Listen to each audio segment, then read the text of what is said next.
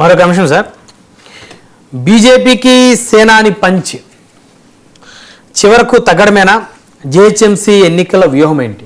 అంటే మొన్న పవన్ కళ్యాణ్ ఇక్కడికి కొండగట్ట ఆంజనేయ స్వామి దానికి వెళ్ళినప్పుడు ఇక్కడ తమ పార్టీ వాళ్ళని కూర్చోబెట్టారు, మాట్లాడారు. తెలంగాణలో మనం నిలబడతాము, గట్టిగా ఉంటాము, తెలంగాణలో చాలా మంది అభిమానులు ఉన్నారు, ఎప్పటి నుంచో గట్టిగా ఉన్నారని ఆయన అవన్నీ చెప్తున్నారు. అలాగే పిఠాపురంలో సంక్రాంతి వేడుకలకు కూడా కరీంనగర్ నుంచి జనసేనకు సంబంధించిన నాయకుడు వెళ్ళారు, ఆయన స్వాగతించారు, మా శుభాకాంక్షలు తీసుకుపోండి అన్నారు. చంద్రబాబుకు పవన్ కళ్యాణ్కు తేడా ఏమంటే తెలంగాణకు సంబంధించి చంద్రబాబు బహిరంగంగా ఏం మాట్లాడలేదు. గత 2 సార్లు ఎన్నికల్లో పాల్గొనలేదు. పైగా జూబ్లీ హిల్స్ ఎన్నికల్లో కాంగ్రెస్కు కొంచెం రేవంత్ రెడ్డికి సహాయం చేశారన్న అభిప్రాయాలు కూడా బలంగా ఉన్నాయి. కానీ పవన్ కళ్యాణ్ ఉన్నంతలో బీజేపీకి దగ్గరగా ఉన్నారు. సో బండి సంజయ్ అయితే కనుక జూబ్లీ హిల్స్ ఎన్నికల ప్రచారంలో పవన్ కళ్యాణ్ మా సనాతన దీంట్లో మనిషి, ఆయన ఎంతో దేశానికి ఉత్తేజం కలిగిస్తున్నారు, ఈ పద్ధతిలో చెప్పారు. జనసేన వాళ్ళు మద్దతు కూడా తెలిపారు. కానీ పొత్తు లేదు. అంటే ఈ 3 పార్టీలు ఆంధ్రప్రదేశ్లో మరో తెలుగు రాష్ట్రంలో పొత్తు కలిగి ఉన్నాయి, కేంద్రంలో పొత్తు కలిగి ఉన్నాయి. కానీ తెలంగాణలో మటుకు ఎందుకు పొత్తు లేదు? తెలంగాణ శాసనసభ ఎన్నికలప్పుడు జనసేనతో పొత్తు పెట్టుకొని 5 స్థానాలు ఏవో ఇచ్చారు, వాళ్ళకేం ఓట్లు రాలేదు. కానీ తర్వాత లోక్సభ అప్పుడు అడిగినా పొత్తు పెట్టుకోలేదు. ఇప్పుడు జిహెచ్ఎంసీ ఎన్నికలు వస్తున్నాయి. జిహెచ్ఎంసీ ఎన్నికల్లో ప్రజారాజ్యం రోజుల్లోనే పోటీ చేశారు పవన్ కళ్యాణ్, అప్పుడు ప్రచారం కూడా చేశారు. నగరంలో తనకు పట్టు ఉంటుంది అనే ఇప్పుడు ఆయన ఉప ముఖ్యమంత్రి, చాలా కీలక కథానాయకుడు. కాబట్టి పవన్ కళ్యాణ్ తెలంగాణలో మనము వెయ్యాలి, తప్పకుండా పాగా వెయ్యాలి, జిహెచ్ఎంసీ ఎన్నికలను ఉపయోగించుకోవాలి, మీరందరూ సిద్ధం అవ్వండి అని చెప్పారంటున్నారు. గతంలో 2 సార్లు బీజేపీ నాయకులు లక్ష్మణ్ లాంటి వాళ్ళు వెళ్ళి ఆయన కన్విన్స్ చేసి ఒప్పించి పోటీ చేయకుండా చేశారు. కానీ తీసుకొని సో ఇప్పుడు కథ ఏం కాబోతుంది? ఇప్పుడు అదే కథ కనుక రిపీట్ అయితే పవన్ కళ్యాణ్కు మొన్ననే వచ్చి అంత చెప్పెళ్ళిన తర్వాత ఆ ఊపు అది సరిగా ఉండదు. ఆయన మాట మీద నిలబడి బీజేపీ తెలంగాణ అధ్యక్షుడు రామచంద్ర గారు ఒక స్టేట్మెంట్ ఇచ్చారు సార్, మాకు తెలంగాణలో జనసేన తోటి పొత్తు అవసరం లేదని. అది కొంచెం కాంట్రవర్సీగా మారింది. అదే నేను చెప్తుంది. ఇప్పుడు బండి సంజయ్ ఏమో జూబ్లీ హిల్స్ ఎన్నికలప్పుడు పవన్ కళ్యాణ్ ఇది సోర్స్ ఆఫ్ ఇన్స్పిరేషన్, ఆయనకు నేను సెల్యూట్ చేస్తున్నా, ఇవన్నీ మాట్లాడారు. మీరు ఆ 2 వేసి చూడండి ఒకసారి బైట్స్. మీరేమో మాతో పొత్తు లేదు అంటే మీరేమో ఎంతసేపు వీళ్ళని బలపరచడానికి ఆయన ఇక్కడ పొత్తు లేకుండా లేకపోతే పోటీ చేయకుండా ఉంటారా? తెలుగుదేశం పార్టీ కూడా ఇంతవరకు స్పష్టంగా లేదు. తెలుగుదేశం లేకుండా జనసేన బీజేపీ కలుస్తాయని కొన్ని ఊహాగానాలు జరిగాయి, అది కూడా లేదు. రెండోది పవన్ ను బలపరిచే సామాజిక వర్గం తెలంగాణలో కూడా ముఖ్యంగా హైదరాబాద్ లో గణనీయమైన ప్రభావం వాళ్ళకు కలిగి ఉంది. అక్కడ అధికారంలో వచ్చి అంత స్థిరపడ్డాక ఎందుకు ఊరుకుంటారు? మూడోది గోదావరి జిల్లాలో అది ఇది అన్నప్పుడు హైదరాబాద్ లో ఆ ప్రభావం చాలా ఎక్కువ. మీరు ఎక్కడ చూసినా ఆ రుచులు ఇవన్నీ మీకు అన్ని చోట్ల. కేటీఆర్ కూడా ఒకప్పుడు నేను పోటీ చేస్తే భీమవరంలోనే చేస్తానని ఆయన ఏదో చేస్తున్నాడు. సో అంత కనెక్షన్ అందుకనే నేను చెప్తుంది. కాబట్టి ఇన్ని కనెక్షన్స్ ఉన్నప్పుడు పదే పదే జనసేనను ఇక్కడ పోటీ చేయనీయకుండా ఉండటము. రెండోది ఆయన గట్టిగా సనాతనము ఈ 2 మతాల మధ్య అని చెప్తున్నప్పుడు వాటన్నింటికీ ఏమన్నా రంగస్థలం హైదరాబాద్. అవును, ఇక్కడే మీకు అవకాశం ఇకపోతే ఇన్ని ప్రశ్నలు ఇక్కడ ఉత్పన్నం అవుతున్నాయి.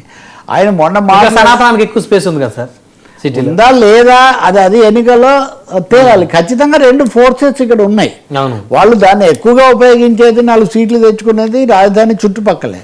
అలా మత సామరస్యం ఉండాలి, హైదరాబాద్ గంగా జమున తెహజీబ్ అని అందరూ ఉండాలన్నది ఎవరైనా చెప్తారు. కానీ బీజేపీ రాజకీయం అది కాదు కదా. మరి అందులో బలపరుస్తూ చాలా మాట్లాడితే సనాతన యోగిని అంటున్న పవన్ కళ్యాణ్ ఎందుకు దూరం పెడుతున్నారు? అందులో బండి సంజయ్ చేరదీస్తుంటే రామచంద్రరావు వద్దంటున్నారా, లేదా వాళ్ళ నాయకత్వం వైఖరి ఏదా? చాలా ప్రశ్నలు ఇక్కడ ఉత్పన్నం అవుతున్నాయి. ఇంకోటి పవన్ కళ్యాణ్ కూడా యువతను ఆపడం ఒక సమస్య ఉంది. ఇక రకరకాల కార్పొరేట్లు అనండి, ఇంకోరనండి. ఈ విషయంలో నేను ఎక్కడో రిపోర్ట్ చూసిన ప్రకారం ఈ మధ్య ఆయన కార్యదర్శిగా నియమించిన రామ్ తాళ్ళూరి కూడా మేము we go head in Telangana అని చెప్పాడు. గ్రీన్ సిటీ కమిటీలు కూడా వేస్తున్నారు. కాబట్టి నిజంగా అదే జరిగితే ఫస్ట్ టైము బీజేపీ జనసేన కూడా పోటీ పడే పరిస్థితి వస్తే చాలా ఆసక్తికరంగా ఉంటుంది. సో ఇప్పుడు అంటే ఇక్కడ తెలుగుదేశం ఏం చేస్తున్నప్పుడు కాంగ్రెస్ తెలుగుదేశం ఏం చేస్తుంది? కాంగ్రెస్ కు మద్దతు బహిరంగంగా ఏమి ఇవ్వరు కదా, గతంలో కూడా ఇవ్వలేదు. కానీ రేవంత్ రెడ్డి చంద్రబాబు ఒకటే అన్నది కదా ప్రచారం, ప్రధానమైన ప్రచారం మంచి అండర్స్టాండింగ్ బాండింగ్ బీఆర్ఎస్ వల్ల ప్రధానమైన ఇదే అదే కదా, అందుకనే ఒప్పుకున్నారని, లేదా ఆయన దారి తెచ్చారని నేను అంటున్నారు. కాబట్టి చాలా జటిలంగాను చాలా ఏమనాలి కాదు రవి గారు. ఇప్పుడు తెలంగాణలో జనసేన పార్టీ మేము ఖచ్చితంగా పోటీ చేస్తామని వాళ్ళు స్టేట్మెంట్ ఇచ్చారు, కమిటీలు వేస్తున్నారు. తెలంగాణ బీజేపీ అధ్యక్షులు మాత్రం మాకు ఇక్కడ తెలంగాణలో జనసేనతో పొత్తు అవసరం లేదంటున్నారు. అంటే ఒకవేళ జనసేన బీజేపీ స్వతంత్రంగా ఎవరికి వాళ్ళు పోటీ చేస్తే జనసేన వర్సెస్ బీజేపీ కదా తెలంగాణలో అప్పుడు మరి కొన్ని నియోజకవర్గాలు అలా అవ్వచ్చు ఖచ్చితంగా. అంటే బీఆర్ఎస్ కాంగ్రెస్ మధ్యలో కూడా ఉంటాయి ఖచ్చితంగా. ఆ బహుముఖ పోటీల్లో వాళ్ళకి కొంత కలిసి వస్తే కూడా రావచ్చు. ఇండికేషన్ ఏమి ఇస్తున్నట్టు ఆంధ్రాలో కూటమి, ఇక్కడేమో ఖచ్చితంగా కూటమి ఐక్యత భంగం అవుతుంది కదా. మూడవది విశ్వసనీయత కూడా దెబ్బతింటుంది కదా. ఇప్పుడు బీజేపీ ఒత్తిడికి తలవొగ్గి పోటీ చేయకుండా ఉంటే అప్పుడు జనసేన మెత్తబడి పవన్ కళ్యాణ్ ఇమేజ్ సఫర్ అవుతుంది. అవును, అలా కాకుండా ఇలా రామచంద్రరావు అధ్యక్షుడిగా ఉన్న ఆయన బాధ్యత లేకుండా చెప్పడు కదా, బాగా అనుభవం ఆయనకు ఉంటేనే ఆయన చెప్తాడు.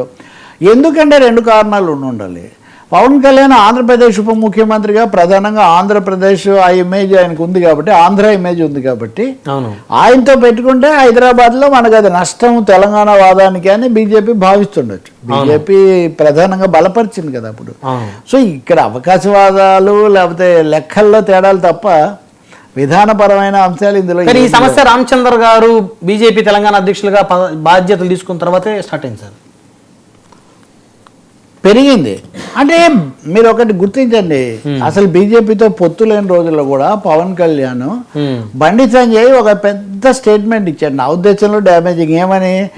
తెలంగాణ ముస్లిం రాష్ట్రంగా, ఆంధ్రప్రదేశ్ క్రైస్తవ రాష్ట్రంగా ఉన్నాయి అన్నాడు. కేసీఆర్ జగన్ పాలిస్తున్నప్పుడు పవన్ కళ్యాణ్ దీన్ని రీట్వీట్ చేశారు. అప్పుడు ఇంకా ఆయన ఉప ముఖ్యమంత్రి ఎమ్మెల్యే కాదు, రీట్వీట్ చేశారు. అప్పటి అంటే ఆయన సనాతన యాత్ర అప్పుడు మొదలైంది. సో కనిపిస్తుంది మరి బండి సంజయ్తో ఆయనకి ఎక్కువ కెమిస్ట్రీ ఉన్నట్టుగా ఉంది. బండి సంజయ్తో పరివార్ వాళ్ళతో ఆయనకి కెమిస్ట్రీ ఉన్నట్టుగా ఉంది. అంత కెమిస్ట్రీ రామచంద్రరావుతో లేదేమో.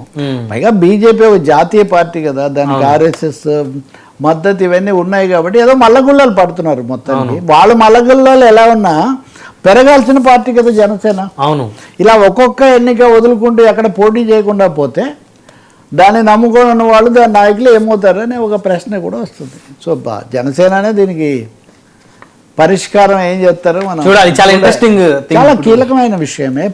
ఫలితాలను కూడా ఇది చాలా ప్రభావితం చేస్తుంది. జనసేన పోటీ చేస్తే అది బీజేపీ అవకాశాల మీద కూడా చాలా ప్రభావం చూపిస్తుంది.